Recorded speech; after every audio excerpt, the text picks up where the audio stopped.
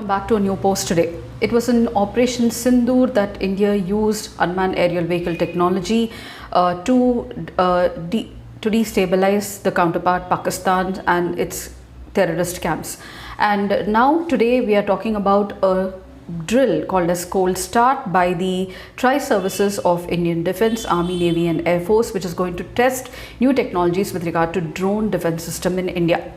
Now, if you look at drones, they are called as unmanned aerial vehicles and they have a wide arena of applications and that too without the involvement of human beings to maneuver them. That is, they can just be operated by human beings and they can do most of the task by themselves. So the drone or the unmanned aerial vehicles, which India has a dedicated policy as well, has a wide array of uses in agriculture, surveillance, inspection, search and rescue, delivery packages, especially very helpful during the COVID-19 period, infrastructure, combat drones, disaster management and environmental monitoring. Some of the areas in which it can help in agriculture is crop monitoring, pesticide spraying, in petroleum and mining, pipeline inspection and asset monitoring, in infrastructure, land surveying and mapping, which is very important for government revenue, and also logistics, that is last mile delivery, especially to the unreachable areas, especially in the mountainous terrain, defense and security surveillance and monitoring,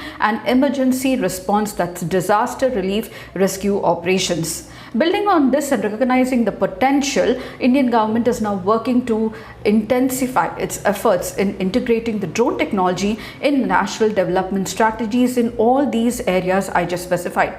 Initiatives such as Namo Drone Didi scheme aim to empower women self-help groups in providing drones for agriculture services to simplify their work, thereby enhancing productivity and creating better livelihood opportunities for the women is one of the very dimensions of the drone technology being used in India, especially from the empowerment angle.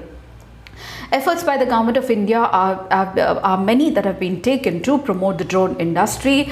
The Government of India wants to make India a global drone hub by 2030. Key measures include drone rules that have been liberalized, the rules of 2021, creation of a digital sky platform for online permissions, and PLI scheme for drone production and components to boost domestic manufacturing of these drones. Initiatives like Drone Shakti encouraging drone as a service startup, while training programs through the DGCA approved institutes, building skilled manpower for these future technologies is one of the steps taken by the Government of India. Events like Bharat Drone Mahotsav further showcase indigenous innovations and strengthen the drone ecosystem in India. What is Cold Start? Now, Government of India has announced that it's going to carry out Cold Start exercise in Madhya Pradesh, most probably. Operation Sindoor marks a historical milestone in the Government of India, which used unmanned aerial vehicles. Both the countries did so, which played a primary role in direct military combat between the nuclear armed neighbors, signaling an uncharted era of drone-centric warfare in South Asia.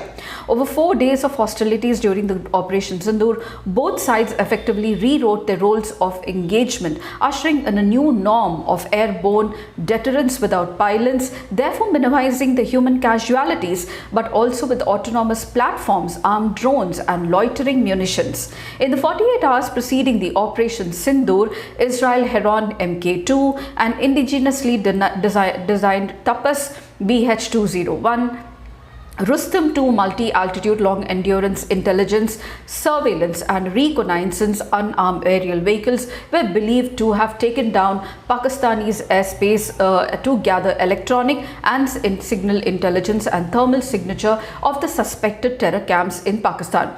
Quadcopters and micro-UAVs played a critical role in giving live feeds and target acquisition via the Army's integrated battle management system to forward units, ensuring dynamic targeting and also reaction. Media reports claim that Indian drones striked the disputed cricket match in Rawalpindi, forcing the stadium evacuation due to the air defense alarms. Another significant Harop strike repeatedly destroyed the Chinese-supplied HQ-9 air defense system near Lahore and delivering both a psychological blow and a strategic setback to Pakistan's multi-layered defense shield, which it thought to be so. Now, Cold Start is a tri-service exercise that is going to be held in October. It aims to test these unmanned aerial systems and counter-drone technologies for the defense deterrence of India. It signals a shift in India's warfare doctrine, integrating drone or unmanned aerial vehicles into the rapid offensive operations. The joint drill by Army, Navy and Air Force is likely to be held in Madhya Pradesh, and it will assess shortcomings of drone and counter-drone systems as well.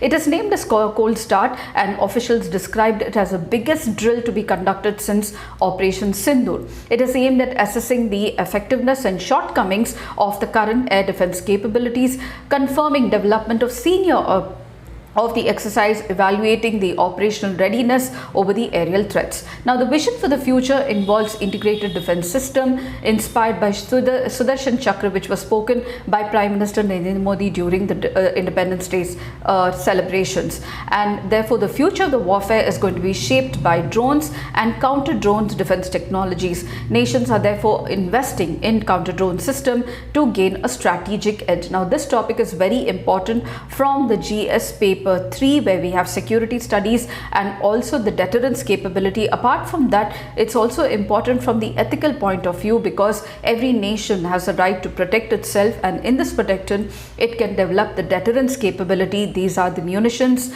the arms to protect itself, and therefore this content, I'm definitely sure it will help you to write a perfect answer with regard to the Cold Start doctrine, giving you an introduction of the drone technology, its various uses, how India has leveraged this technology during Operation Sindoor, and what are the present context of this issue.